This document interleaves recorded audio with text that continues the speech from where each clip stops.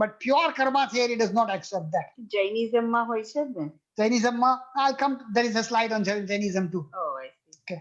So there are three elements: the thought, the will, and union. Now, this is the part that Janaben asked. Sanchita karma is accumulated karma. Prarabdha karma is fruit-bearing karma. And Kriyaman karma is what you are currently doing, which will yield a result in the future. That future can be very near future, or it would be end of life, or it could be next life. So there are three entities. Sanchit karma is, and I'm going to use the analogy that I used last time. If you became a CEO of IBM on January 1, whatever happened to IBM before January 1 for last 50 odd years, or whatever number of years IBM existed, will have an impact on what the CEO does now. Even if the CEO does great things, the accumulated effect of that 50 years of existence will still have a say-so in what happens next. So that is a Sanchita karma. Prarabdha karma means what? The one that is ready to mature. That means if I am born in a relatively upper middle class family, or lower middle class, lower class family, or region, is my prarabdha karma. So that gives me an opportunity to go up from wherever I am. Let me give an example. Most of you were in Texas when Ann Richards was the governor. I wasn't. But Ann Richards in 1988 used an analogy which I really liked. She was talking about in Democratic Convention in 1988. She said about George Bush, not son Bush, father Bush, that he was, because Bush was born to rich senators. He was the son of a rich senator from Connecticut, a very wealthy person. So what she said is this: Bush was born on the third base and is deluded in believing that he hit a triple. What, please? He hit a triple. Baseball ni andar judo, so you can go to first base or second base or third base, or you finish all the four bases, it becomes home run, right? But if you have a smaller hit, you may end up on second base. You may run up to second base. So what she said is this: George Bush was born on third base, and he is believing that he actually hit a triple. So what she was saying is that George Bush was lucky.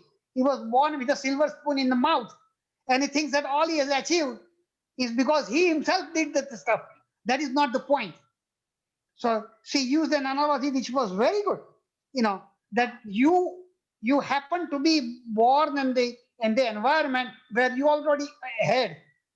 In our situation, all of us were born in middle class or upper middle class families, which already gave us a leg up compared to somebody who was born in extreme poverty and lower strata of Indian life.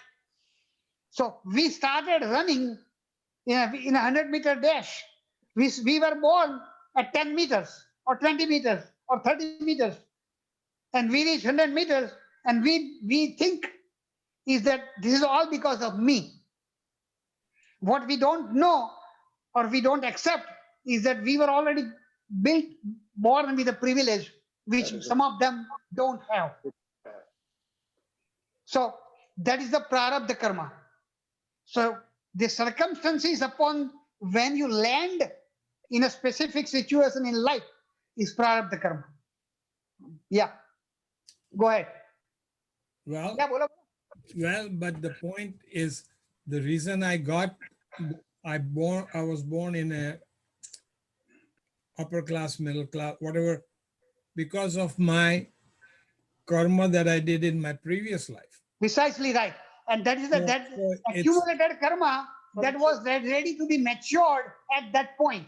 But still, it's because of me, the Atma, me, not the body. Jivatma, right.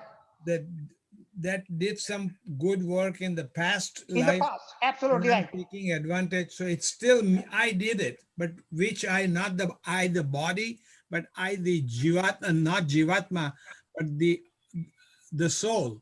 Right. Yeah, you're right. Yeah. Right. તો આત્મા તો Jivatma basically is not જીવાત્મા. right. Basically, mind intelligent complex. Right. Yeah.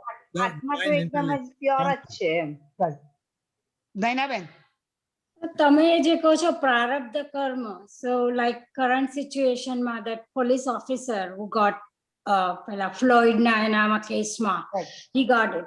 એના પહેલા કેટલા પોલીસોએ torture કર્યું, બધું કર્યું. How come he carries the punishment of all the police which has done so bad in previous? Why he got targeted? If there is a prarabdha, આપણું સંચિત કર્મ પાછલા જન્મના આવતું હોય, so it only applies to me. How come accumulate things has been applied to him? How Well, that? there is a concept of collective karma too. The group karma. The question is how much it influences. You know, I think it ultimately comes down to the sangha, where you happen to be together. The net effect of that all activity combined together will influence you to do right thing or wrong thing. And that's where your prarabdha karma will mature. So you develop a tendency based on what is commonly accepted idea. But you may not, everybody will be caught with good result or bad result, whatever that may be. The one whose prarabdha is there is begins matures at that point and will manifest at that time. So what it means is that rest of the guys will eventually, purely from karma theory, cannot be proved, will eventually pay the price. But not now. Not at this point in life. Not that we know at this time. It may happen when we don't know. When will it happen? We have no idea. Yeah. કોઈને પૂર્વ જન્મનું તમે કર્મનું કહો છો, આ પ્રારબ્ધ કર્મ આવે, right? પણ તમે કહ્યું ને હમણાં કોઈ એકદમ ગરીબ માણસ હોય કે કે ચાય વાળો પ્રાઇમ મિનિસ્ટર થયો કેવું હોય, તો એ કયા કર્મ? આ ત્રણ જે તમે કાઇન્ડમાં એ ક્યાં બેસે? Combined સંચિત કર્મ and પ્રારબ્ધ કર્મ. સંચિતમાં સારું કર્યું હશે, અત્યારે એનું ફળ એને મળ્યું. Right. Like accumulated karma which manifested at this point. Oh, I see. But now what he is doing now will continue to accrue and will affect in this life or next life. So there is kriyaman karma or agami karma. Yeah, if you believe in the next life. If you believe in next life, you're precisely right. So મારો question એ હતો કે આ જે સંચિત કર્મ છે, મારો question એ હતો સંચિત કર્મ જે છે એ આ જ જીવનની અંદર તમે મોક્ષ મેળવી શકો એ બધા સારા કરીને? સંચિત કર્મ તો કેટલા વર્ષોથી 1000 100 Hundreds of years, so you're right. હા, તો એક જ પેલામાં થઈ શકે આપણે? Well, moksha idea is basically in the life you live is jivan mokta, that you become free during this life. Yeah, પણ ત્યાં ઈ જ્ઞાન કર્મ ના આવી જાય, જ્ઞાનનું? Yeah, ultimately why somebody will be enlightened. That was example why Raman Maharshi got enlightened at the age of 16. One can say is that his accumulated karma, the sanchit karma, was ready to mature at that point of enlightenment. So all his good life, all his good things that he may have done in the previous lives was ready to mature at that point when he was 16 years old and he got enlightened. But what happens is that once you enlighten, your activity will continue until you die. So what happens is that the enlightenment will create a situation where karma will no longer be resulting in a reaction. So every action that you go forward now will not cause kriyaman karma or agami karma. But because of the previous lives, positive or negative aspect, the life will continue. દાખલા તરીકે તમે light બંધ કરે, પંખાની switch બંધ કરી દો તો પંખો will keep on rotating for a period of time and gradually slow down and stop. So just think about it. When you turn the switch off, That's the point of enlightenment. But because of accumulated karma must be exhausted, you will continue to act and continue to live beyond that, I see. until the fan stops. Right. Because you are exhausting all the accumulated karma. You already have matured good karma, but there are some karmas that needs to be matured yet. So it will continue to manifest until you die. There is a concept called Ishvara Koti and Jiva Koti. That means કે મોક્ષ મળ્યો ત્યાંથી પછીથી સંચિત કર્મ નહીં થાય. પણ જે પહેલાના સંચિત કર્મ છે that will continue A to બધા manifest. continue Right. થાય. Right. They will until this is exhausted. Right. So you will continue for next 10, 20, 30, 40 years like that. And there is another idea called Ishwar Koti and Jiva Koti. Now that's a very controversial idea, but that's what it is. My question is, if I am enlightened at one specific time, why would I need to continue to live? What is the point? The idea Ishwar Koti can control somebody who is at a higher level, can control when he's going to leave. Right? So essentially, idea is that he can decide when he wants to leave the body. That is the idea. When we talk about and the Mahasamadhi, that is the idea. Whether you believe it or not, that's a different issue. Okay, you can decide when you are going to leave the body. Because you have enlightenment, you already have made a decision that I want to continue providing the service to humanity, but I'm going to let that karma exhaust. Pratap, yeah. Yeah, where do you fit Nishkama karma in these three, Sanchita and Prarabdha karma? Right. Nishkam karma idea is basically that every action leads to reaction, which leads to bondage. Nishkam karma does not lead to bondage. It will lead to reaction, but the bondage will not be the result of that. Because your intent was not to help yourself. Your intent was not selfish.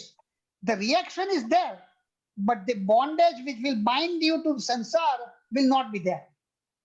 So that's a Gandhian concept, significantly more so from Gandhi. Gandhi amplified that to a larger extent.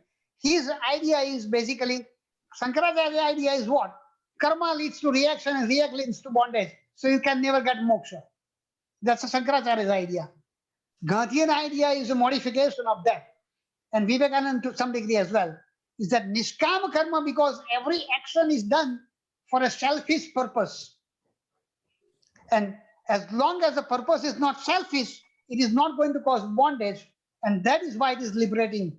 So for Gandhian concept, Nishkam karma is equal to Gnana Yoga. From Shankaracharya's concept, karma can never be Nishkam because every activity has a motive and one cannot escape the motive of personal motive in some way. Even if it is altruistic, there is always going to be a personal motive behind it. કે ભાઈ આપણે કામ સારું કરીએ તો we want name and fame. સારું મળશે. No, we want name and fame. We want a reward in this life or next life. That is why we do good things. So what Shankaracharya will say, it is impossible for you to make a selfless activity.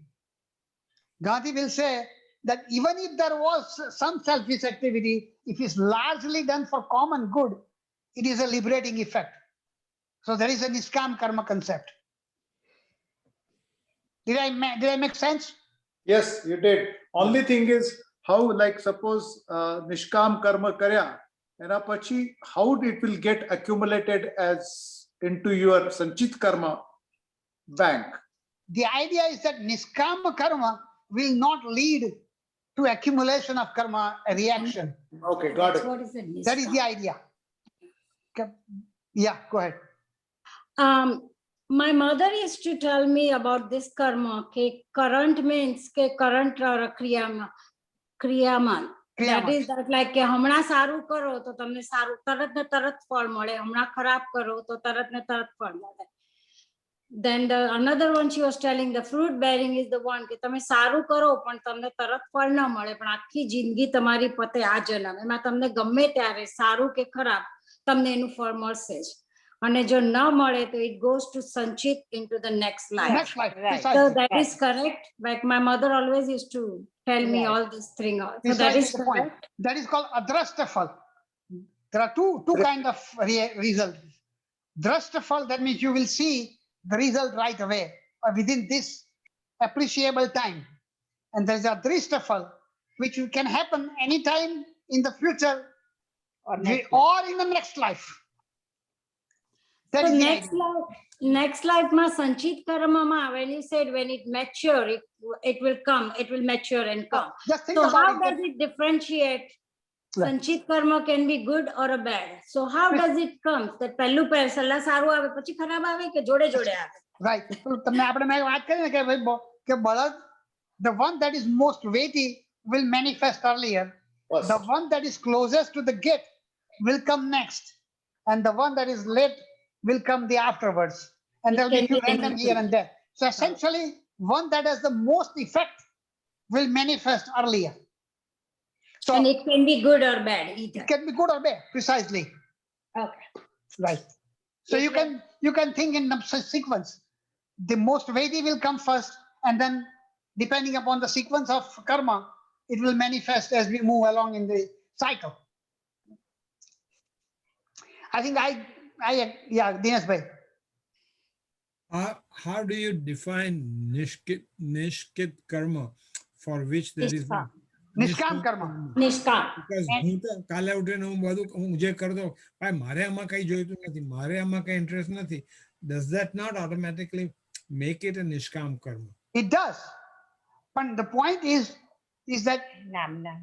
if your incentive is not only do the work, but also to be recognized either by people or by newspaper or whatever, or be recognized in the afterwards down the road. કે તમે આપણે donation કરીએ, so what we expect is somehow somebody will mention that. So there is already some degree of incentive involved. Yeah. Pure niskam karma is not easy to do, where you do the stuff with no expectation, zero expectation that any reciprocation will happen. But I એ જે cannot work stop. કરો તેનું cannot તમને ફળ stop મળે the કે ના મળે, newspaper. પણ still you keep on doing it. Yeah, but I cannot stop the newspaper or TV to do what they have to do, whether I ask for it or not. But they bring me in and say, Mr. Vakaria, you did this, blah, blah, blah, blah, blah, blah. I have nothing to do with it, but they did. I'm just giving you an example. I mean, it's not like that. If you back of your mind, you think that I'll be recognized, then there is some degree of selfish motive. Okay, got it. So it's what's in your mind. Okay. Precisely the point.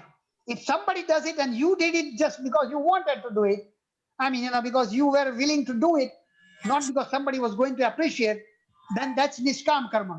But the point is that human mind is such, is that absolute niskam karma is not easy to do.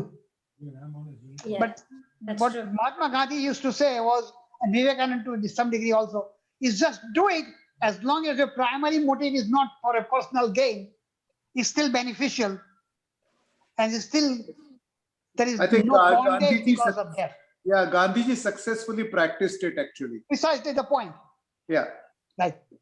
And અને some as a people- matter of fact, Vivekananda and the disciple of Ramakrishna, when Vivekananda changed the course of Ramakrishna mission, and he said that establishing hospital, providing food, educating the kids, all those things are part of our job. There were disciples of RMK who thought that's not a part of our job. So there was a lot of argument back and forth between Vivekananda and Abhedanand, about what course of action RMK mission should be. Should it be for common good, for the societal good, or should it be withdrawal from the society to search God? And Vivekananda changed the direction of RMK mission, is that we not only must strive to achieve for our own good, but we must help the society at large.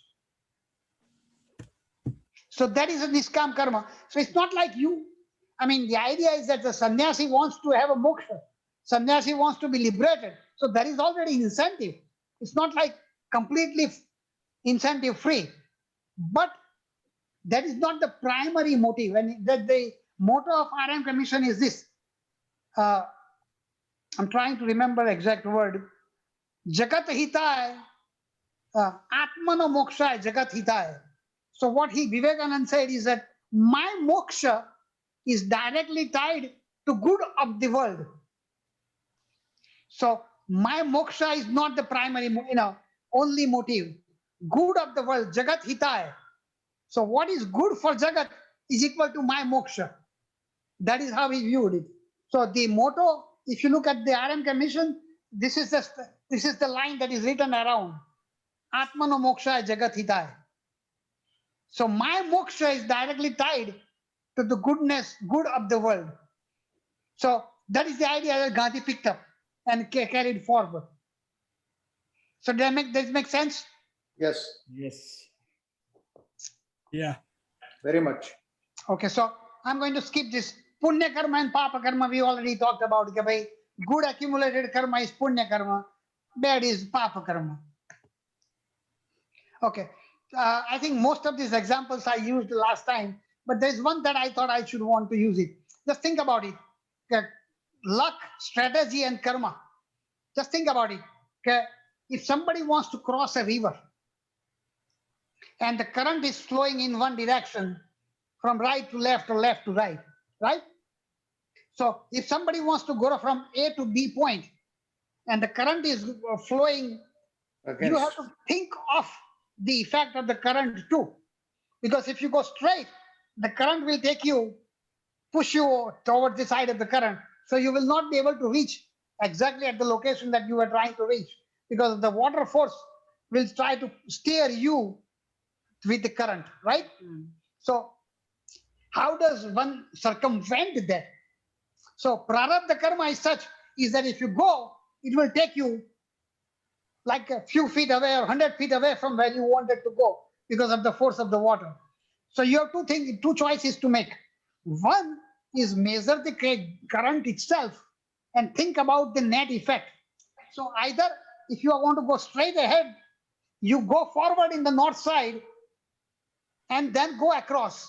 So you will reach the point where you wanted to reach.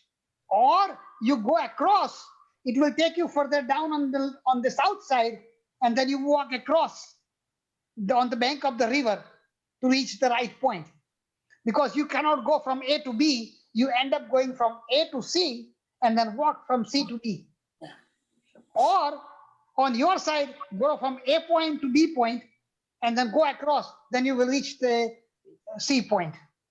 So that is where your intelligence comes in the picture, and that's where your ability to modify your prarabdha karma will come in picture. So when Brihadaranyaka Upanishad says, watch your thought and end result is the destiny. So destiny is not necessarily confined to prarabdha karma. Your action will make the modification of your prarabdha karma by ability to think through in the logical manner. Example of river is just an example, but you can think of any other example, is that you use your brain power, your intelligence to modify the outcome as you move along in the process itself. So that's a modification of, so the point is making is that it is not fatalism. કે ભાઈ હું તો શું કરું?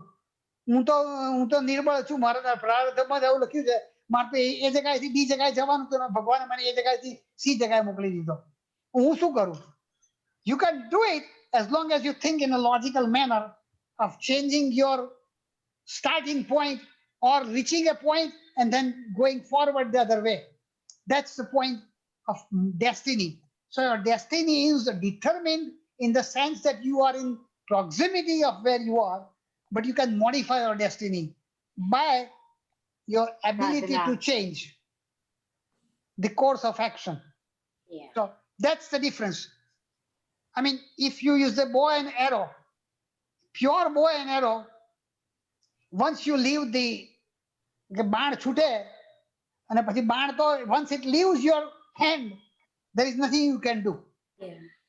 Right? But you can think through before you leave, before you begin to shoot. You know, look at the wind factor. Look at all the factors that may affect the arrow to reach the right location. So if you think in terms of your ability to change the course, you do it before it happens, and then you will be able to reach the right location. But if you say, well, હું તો શું કરું, મારે તો બાણ છોડ્યું ને પવન આવ્યો તો જતું રહ્યું, બીજી જગ્યાએ જતું રહ્યું. If you are thinking in terms of calculation, you can change the modification outcome as well. So that is the point. I used the example of billiard ball, and maybe since a couple of you are not there, I'll use it again. Okay, just think about it. A billiard ball is like once you hit that stick and the ball hits the ball, the stick hits the ball and that ball goes and hits the other ball and goes in the hole, right? So if the fan is blowing in the room, the ball may wobble a little bit more if the fan is blowing hard, or if the table is slightly uneven or surface is slightly uneven, the slope of the table may be slightly off. So you got to think about those factors before you hit with the stick. You know, if you say, well, હું શું કરું, table જ એવું હતું કે floor જ એવો હતો કે પવન જ પંખો જ એટલો બધો હતો, હું શું કરું? Then that's a problem that you have. So the outcome of your ball, the stick, when you hit it, is not necessarily only connected to that, but your ability to modify it based on your knowledge of the situation. Yeah. That's the point. So there is one, I want to make sure I mention this. There is in Mahabharata, there is a very nice dialogue between Draupadi and Yudhishthira. The story is something like this, and story is not important, but Draupadi was sitting in the lap of Janak. Janak is the father, right? Yeah. So the sannyasi is teaching Janak about the karma theory. So Draupadi is a young kid who is listening to Janak, this. I'm sorry, Janak to Sitana father. Sitana father. Sitana father, right? Draupadi na father, whoever was the father, I forgot his name now. Drupad. Drupad, yeah. Right. So Drupad is being taught about the karma theory. And Yudhishthira and Draupadi no dialogue. So Draupadi says, this is what I know because I learned it when I was a kid sitting in my father's lap. So the question is my outcome preordained? That means fatalism. There is nothing I can do. Is it a random event? The outcome may be just a random. Toss coin nakho, so Raja ke Rani is a random event, right? Or is it based on effort, or is it a combination of all? So Draupadi is teaching her Yudhishthira is a combination of all the three. It's preordained in the sense is there is a direction of the result. Random is basically that something can happen regardless of where we are. And third is effort. So effort can modify the outcome even if it was preordained. That's the point she's making. And she's saying is that occasionally, even with the effort, the random movement can make or break. So what she's trying to teach Yudhishthira is that outcome of event or your karma is based on three things. It may very well be preordained, it may be random at sometimes, and it's based on your effort. So the result is a multifactorial. It is not one factor only. So when Yudhishthira and Draupadi talks, this is what Draupadi teaches Yudhishthira. Okay, why did all these things happen in Mahabharata? So what she's trying to tell him is that not only your action, but your reaction to the action of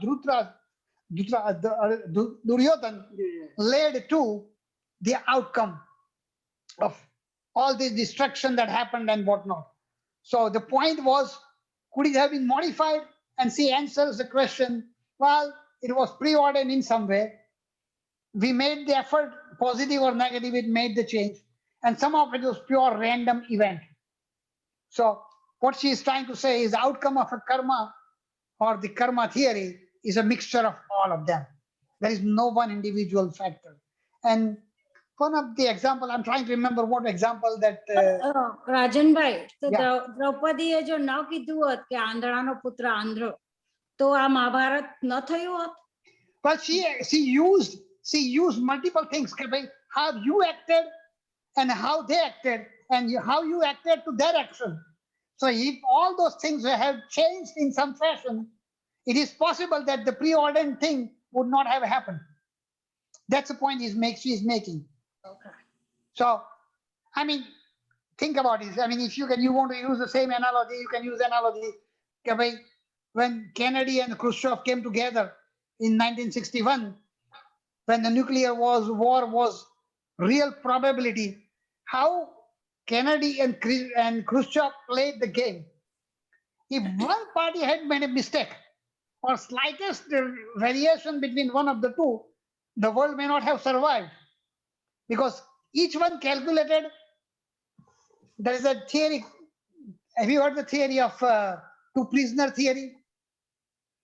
કઈ? Two prisoner theory. The story is like this. Two guys are taken as a prisoner. They were working together. And now what's happening is this. The guy who is questioning the motive of this prisoner, they are kept together, separate now. So the guy who is inquiring about, let's just example, just think about those are terrorists. Those two are terrorists and they are captured. They were working together. Now, the policeman or the detective who is asking guy X as to what happened. And he says something like this: if you tell me the truth, I might let you go get out with less punishment. And if you don't tell me the truth, you may get फांसी नहीं सजा. Right? And he goes and the same thing to guy B and says the same thing. So each one now is thinking in their mind, what should I do? If I tell this, will this guy tell? The other guy will tell. So each one is because they cannot talk with each other now. So each guy is calculating, what should I tell so that I don't get punishment or I get less punishment and the other guy gets more punishment. And this guy is thinking, what should I do to do reverse? But they cannot communicate with each other. So each one is trying to say the things which they think will be least harmful to them, but more harmful to the other guy. So the guy who is a detective is trying to play both them together.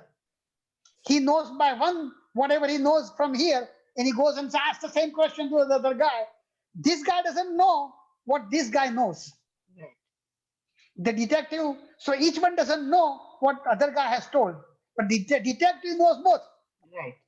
So that's it's a two prisoner dilemma.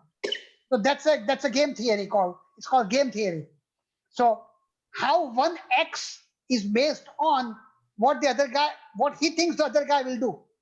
And this guy thinks how the other guy will do. When Khrushchev and Kennedy came together and each one came on a brink, if you know the story, this is how it went. America detected nuclear missile in Cuba. Right.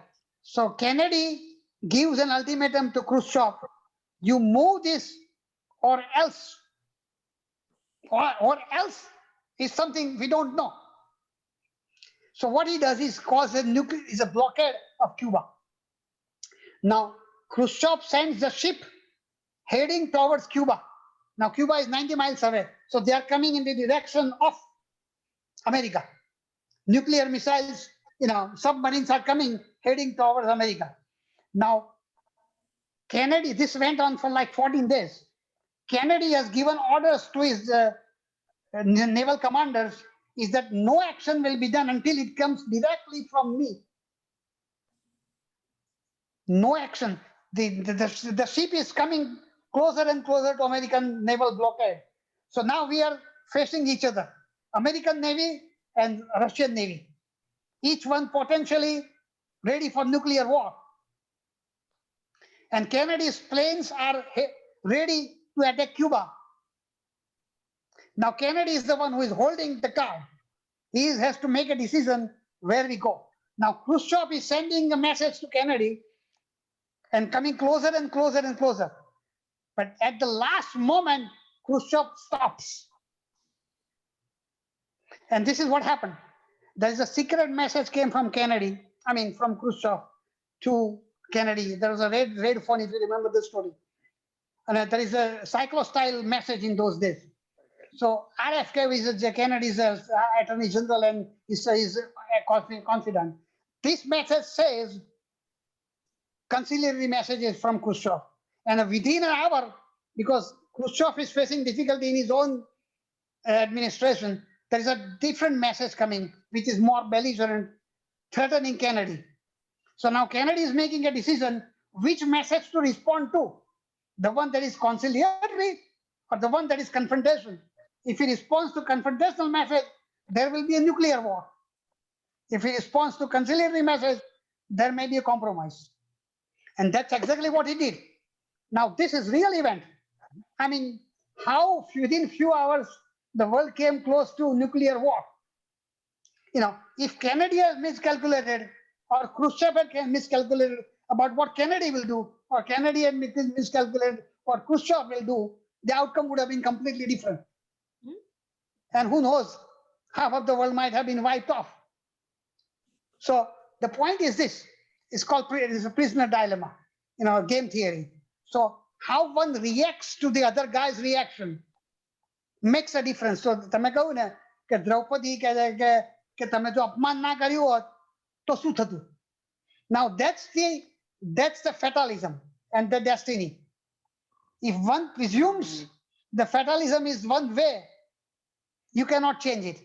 But one presumes that you can change the outcome, then you believe in destiny that can be modified. 1 minute. Less than 1 minute. Yeah, okay, I think that we have pretty come close to finishing it off. We talked about Dharishtraphala and Drastaphala. Jainism was something. Jainism is an issue. Jainism says something like this. Karma is like a particle. Every action will lead as a particle and bind onto you. The only way you can remove is by austerity. By tap, the karma will be, the particles will be separated out.